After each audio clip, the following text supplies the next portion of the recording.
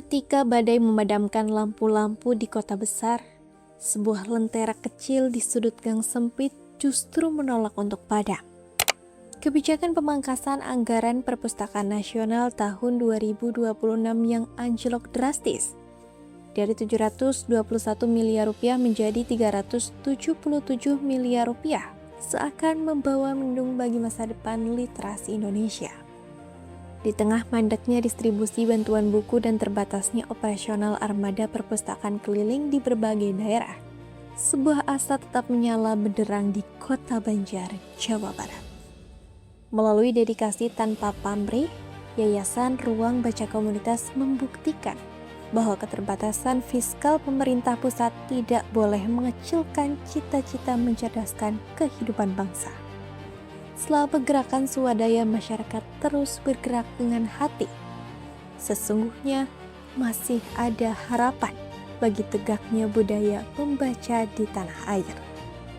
Krisis pemotongan anggaran Perpusnas hampir 50% di tahun 2026 memang mengancam program distribusi buku gratis ke desa-desa, taman baca, hingga perpustakaan komunitas di daerah.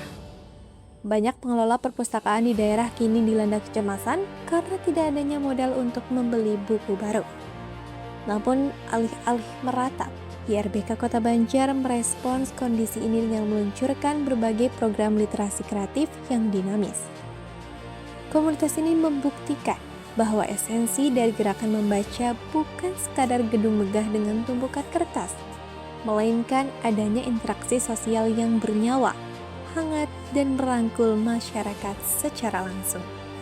Sosok inspiratif di balik konsistensi gerakan ini adalah Sofyan Munawar, seorang dosen sekaligus pendiri YRBK. Bersama para relawan, guru, pelajar, serta kaula muda, Sofyan menanamkan filosofi Lentera. Lentera bukan sekadar alat penerang tradisional, melainkan sebuah akronim mendalam dari literasi, enumerasi, nalar, teknologi, etika, rasional, dan aman.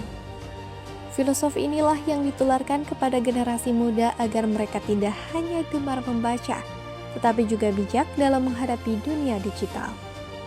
Perjuangan ini juga diperkuat oleh kolaborasi aktif dengan berbagai pihak. Salah satunya Duta Baca Kota Banjar dan Jawa Barat yang menjadi role model sekaligus inspiratif penggerak budaya membaca di masyarakat. Berpusat di Sekretariat YRBK yang terletak di Jalan Dewi Sartika, Kota Banjar, Provinsi Jawa Barat. Gerakan ini secara konsisten mengudara sepanjang tahun 2026. Menariknya, tepat pada April 2026, YRBK genap memasuki usia 1 dasawarsa. 10 tahun bertahan sebagai lembaga swadaya masyarakat membuktikan bahwa YRBK memiliki ketangguhan luar biasa untuk terus menggerakkan literasi, tanpa harus sepenuhnya bergantung pada kucuran dana pemerintah pusat maupun daerah. YRBK menjadi simbol harapan karena mereka berhasil meruntuhkan stigma bahwa perpustakaan adalah tempat yang kaku, kuno, dan membosankan. Ketika akses buku di pelosok regional terancam akibat ketiadaan biaya kirim dan minimnya bantuan dari pusat, YRBK justru hadir sebagai ruang publik yang menyenangkan dan mandiri. Mereka membuktikan bahwa literasi adalah tanggung jawab bersama yang dimulai dari kesadaran diri sendiri dan lingkungan terdekat, tanpa perlu menunggu kebijakan dari atas. Dengan menjalin sinergi erat bersama berbagai pihak, beberapa langkah nyata yang dilakukan diantaranya menerbitkan buku untuk daerah sebagai kado spesial hari jadi ke-23 Kota Banjar pada Februari 2026.